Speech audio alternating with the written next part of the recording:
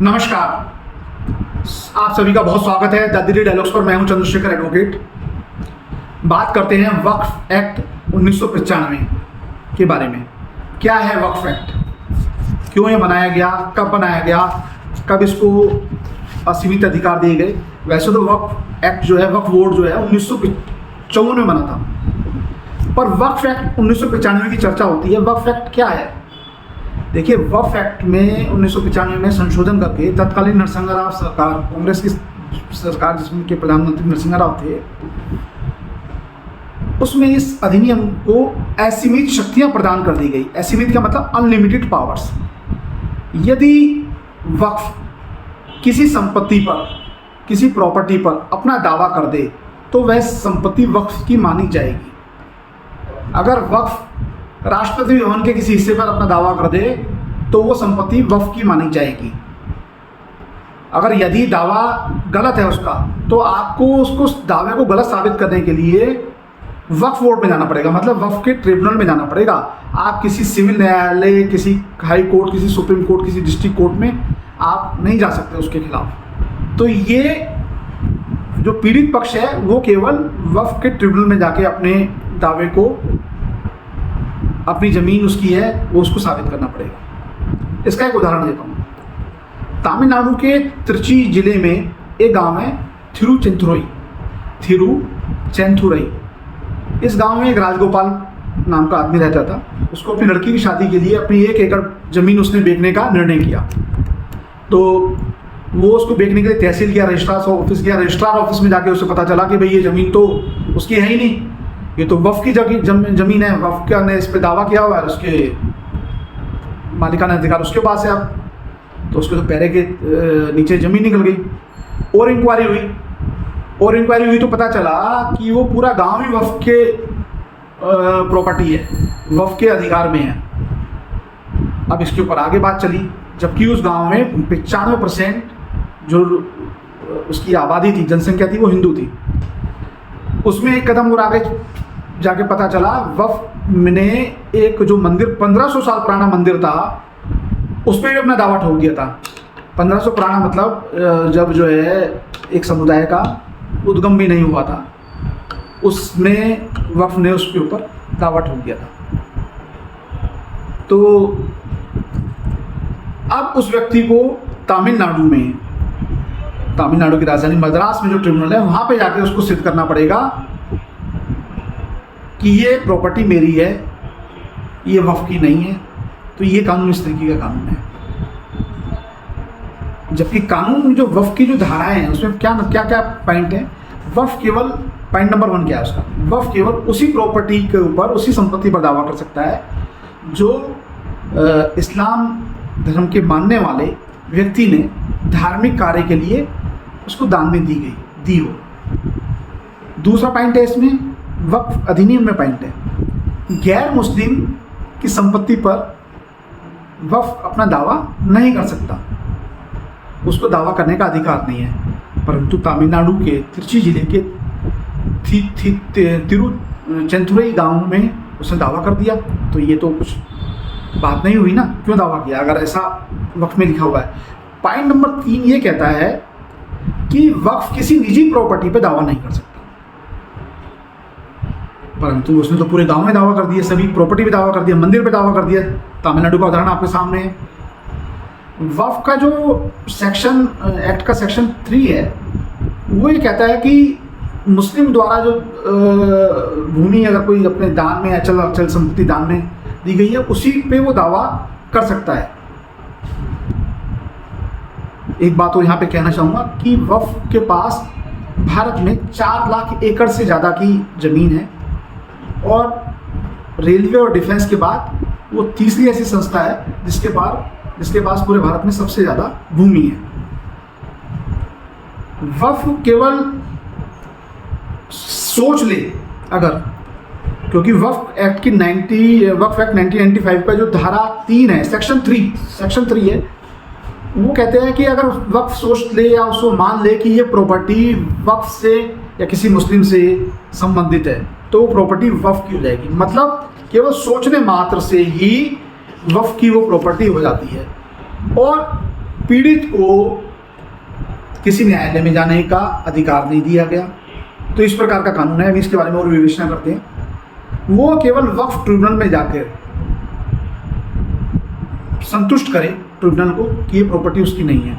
अगर वो संतुष्ट नहीं कर पाता तो ट्रिब्यूनल उसी समय आदेश पारित कर सकता है कि ये प्रॉपर्टी अब वक्फ की है। वक्फ इस आधार पर संसद भवन के किसी हिस्से में, सुप्रीम कोर्ट के किसी हिस्से को, किसी पार्क को, राष्ट्रपति भवन के किसी हिस्से को या किसी भी ज़मीन को अपना सोच के कह दे कि ये हमारी ज़मीन है, तो संबंधित अधिकारी को, उस क्षेत्र के उसके मालिक को या सक्षम अधिकारी को किसी न्यायालय में जाने का अधिकार नहीं है। वो जाएगा केवल वक्फ के ट्रिब्यूनल में, और हर स्टेट में केवल राजधानी में एक ही ट्रिब्यूनल है। मान लो अगर किसी ने मेरठ में किसी की संपत्ति पे कब्जा हो गया है या मुजफ्फरनगर में हो गया है, तो वो लखनऊ जाएगा 700 किलोमीटर दूर। अगर किसी की निजी संपत्ति पे हो गया तो वो जा भी सकता है। और कोई गरीब है तो वो कैसे जाएगा। और वक्फ के, अब थोड़ा इसका लीगल पहलू भी देख लेते हैं। वक्फ के अगेंस्ट, वक्फ एक्ट 1995 के अगेंस्ट 120 रिट पिटीशन भारत के विभिन्न उच्च न्यायालयों में लंबित हैं। बहुत सारियों में नोटिस हो चुके हैं।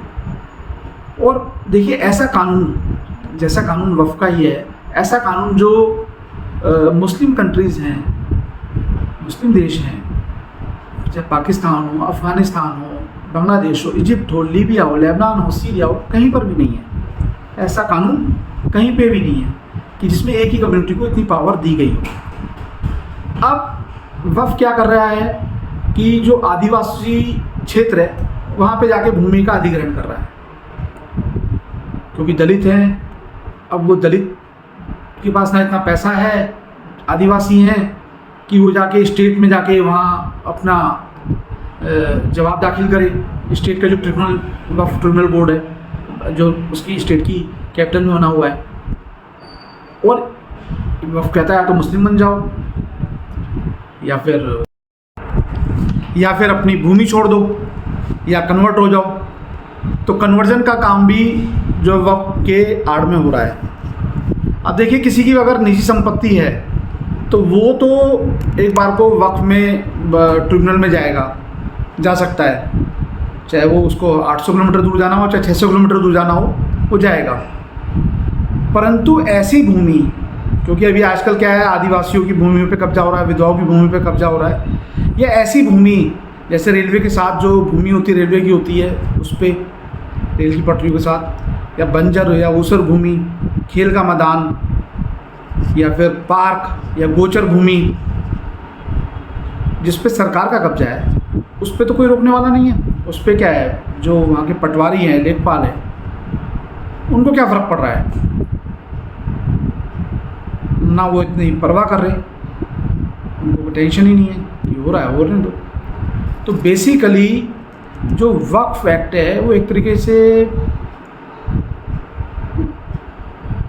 इलीगल एक्ट है, जो मैं समझता हूँ, केवल तुष्टीकरण के लिए बनाया गया एक्ट है। जो वक्फ की धाराएं हैं मैंने आपको बताई, पॉइंट 1, पॉइंट 2, पॉइंट 3, पॉइंट 4 बताया, उसका भी वायलेशन कर रहा है वो। केवल सोचने मात्र से उसकी भूमि हो सकती है, जैसा उदाहरण दिया गया, मैंने उदाहरण दिया।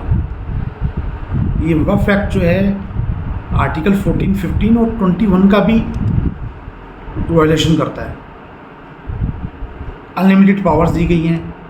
इस एक्ट को ये कहा गया है कि केवल ट्रिब्यूनल में जाना है, मतलब वक्फ ने सोचा ये ज़मीन वक्फ से संबंधित है, मतलब चोर भी वक्फ, थानेदार भी वक्फ और जज भी वक्फ। तो ये है वक्फ की कहानी। सब कुछ वक्फ के हाथ में, कोर्ट जाने का रास्ता भी नहीं है, केवल ट्रिब्यूनल में जाके बात करो। तो ये सब के सब जो घटिया कानून बनाए गए हैं, इसके खिलाफ जो है 120 याचिकाएँ सुप्रीम विभिन्न हाई कोर्टों में भारत के लंबित हैं, जनहित याचिकाएँ।